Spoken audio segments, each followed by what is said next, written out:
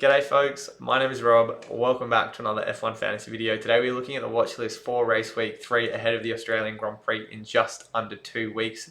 If you're enjoying the content, be sure to like the video and subscribe to the channel as I've said. Really appreciating all the love and support I've got from you guys so far. So let's get straight into it. First cab off the rank on the watch list for this week is Pierre Gasly. He's priced at 8.2 million, comes to Australia on the back of a 6-point fantasy performance in Saudi Arabia. Not by any means a number that's going to set the world on fire, but I've really liked the consistency I've seen from Pierre so far this season. He had 20 points in Bahrain. That was obviously helped by the fact he started P20 on the grid, made up a lot of those points through the overtakes and the positions gained. So he is objectively the 5th fastest car on the grid, behind the four main guys: Red Bull, Aston Martin, Ferrari and Mercedes.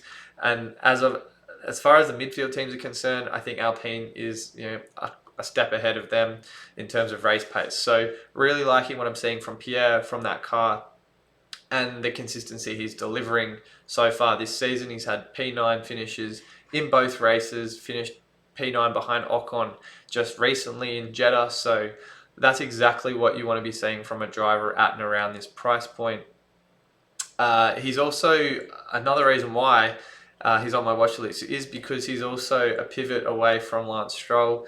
I had concerns heading into Jeddah that I was worried that there would be a DNF risk for Aston Martin.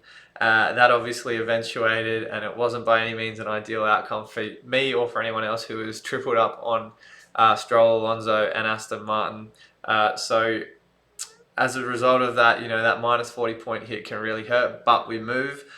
So I'm looking, given Australia is another street circuit, to potentially move to just 2 Aston Martin assets. I'm a bit concerned that being triple-doubled, if you want to call it, on 3 Red Bull and 3 Aston Martin is a bit of a risk. But again, you've also got to take into account the benefit of being tripled up on an Aston Martin team that is significantly undervalued. So I guess that's the consideration that needs to be made there.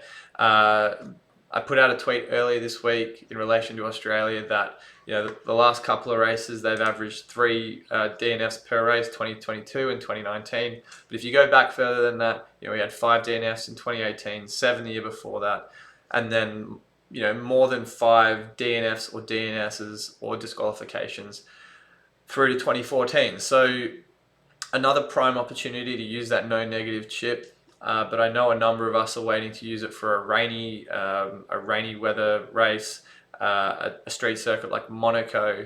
But Australia is also an optimal circuit to use it at if you choose to go that way. So I guess I'll really have to decide if I want to stick with the Aston Martin. Do I then activate the no negative chip? That is a TBC for me right now. But Gasly, as I said, he's really looking the part in that 5th fastest Alpine. Averaging 13 odd points per race across the first 2. He's averaging the highest points of all drivers outside of the top 4 teams. And given that Stroll, as I said, they've got their own reliability issues at Aston Martin to deal with. Stroll obviously had that DNF on the Sunday, and then there were also reports that Alonso was dealing with a lack of power towards the back end of that race in Saudi Arabia. So not encouraging by any means for that Aston Martin. They were one of the more reliable cars in 2022, funnily enough. And Stroll hasn't, very random fact, but Stroll hasn't had 2 races with consecutive DNFs since before his Aston Martin time. You'd have to go all the way back to Racing Point to find 2 races where he finished, or couldn't finish 2 races. So, I mean, there's kind of pros and cons to both arguments, but realistically, if this reliability is going to persist for Aston Martin in a season where reliability means more than it ever has before, Gasly is the prime standout candidate for me. So I'm really weighing up whether or not to go with him or with Stroll, but I'll make that decision closer to the race in Australia. The next driver I want to look at on my watch list is Yuki Tsunoda. Funnily enough, Gasly's old teammate at AlphaTauri. Tsunoda is, from what I've seen so far, one of the better budget options through the first 2 races of the season. He finished in Saudi Arabia with 9 points, at $4.8 million. That's almost 2 points per $1 million spent, and that is value for money no matter which way you look at it. So he's delivered the consistency, the reliability that I just wasn't expecting from him this early in the season. For those of you that watch my preseason watch list and then drivers to avoid before the season kicked off, Tsunoda was front and center of that. I just didn't really think he'd be able to kind of improve on his results from 2022, but it's a contract year for him. He's got to, really stand up in that team, be the leader. And Franz Tost, after having 2 years, expects big things from him. So Tsunoda's shown so far that he's really been able to deliver. I know he hasn't had any points finishes. He's had P11s in both races so far, and he's a driver that has a history of erratic and sometimes temperamental driving. But we've also seen the Yuki Tsunoda that can score points finishes. So I definitely think a points finish for him is on the cards very, very soon. He comes into Australia projected to score just under 6 points for that race. And I think, he's been able to capitalise on those positions gained and those overtakes from being in a weaker car, starting a little bit further down the grid. That's not to say that he's going to qualify more poorly than someone like Nick De Vries. And in relation to De Vries, if you want to think about getting him, check out my watch list video from last week.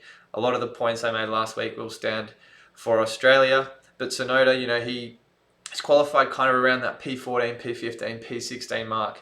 And then it's just been able to edge up the grid, edge up the race slightly, really just missed out on that P10 against Magnussen by a couple of seconds in Saudi Arabia. So, as I said, definitely on the precipice of securing points for AlphaTauri this season. The other thing is that, he's definitely in a team that's in a car that's substantially weaker, but at the same time, as I said, he's got the capabilities to move further up the field. So, at 5.9 points heading into Australia, definitely one on my watch list. However, if I did decide to move to Yuki, I wouldn't be able to afford that move up to Pierre Gasly. So I've really got to decide, do I go Pierre Gasly and stick with Sargent or Nick De Vries, or do I just move from a Logan Sargent to a Yuki Tsunoda and stand pat with Lance Stroll?